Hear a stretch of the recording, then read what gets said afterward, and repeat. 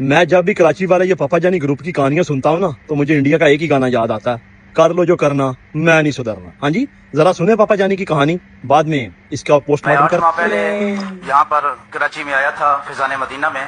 اور میں نے نام لکھوایا تھا، اندراج کروایا تھا مرید ہونے کے لیے، تو مجھے وہ ورقہ جو لیٹر آتا ہے وہ نہیں ملا، اور میری یہ شدید خواہش تھی، تڑپ تھی کہ مجھے کچھ یعنی کہ ملے، کہ مجھے پتہ چلے کہ آپ نے مجھے قبول فرما لیا ہے۔ اور اللہ کے فضل سے الحمدللہ میں 2 ہفتے انتظار کرتا رہا، مجھے کوئی مراسلہ نہیں ملا، تو تڑپ اتنی شدت سے تھی کہ ایک صبح آپ خواب میں تشریف لائے اور آپ نے مجھے میرا نام لے کر فرمایا کہ عمران پریشان نہ ہو، میں نے تمہیں مرید کر لیا ہے۔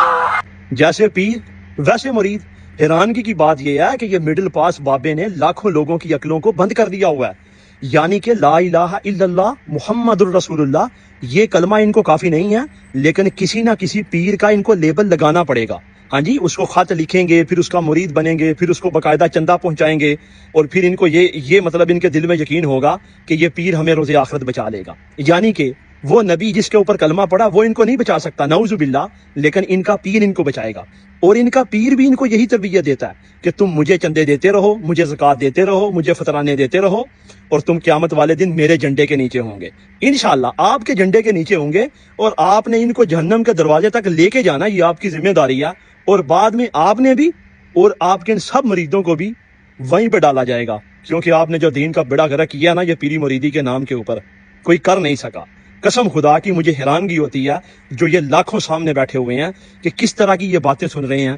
اور پھر یہ اس کو دین سمجھ کر اس کے اوپر عمل کر رہے ہیں۔ ان کو قرآن و سنت سے کوئی سروکار نہیں ہے، ان کو قرآن سناؤ یا حدیث سناؤ یہ آپ کو گالیاں دیں گے، لیکن اس طرح کی فضول ان کو کہانیاں سناؤ تو یہ نعرے ماریں گے اور خوش ہو جائیں گے۔ یہ ہے ان کا کل دین۔ انا للہ و انا الیہ راجعون۔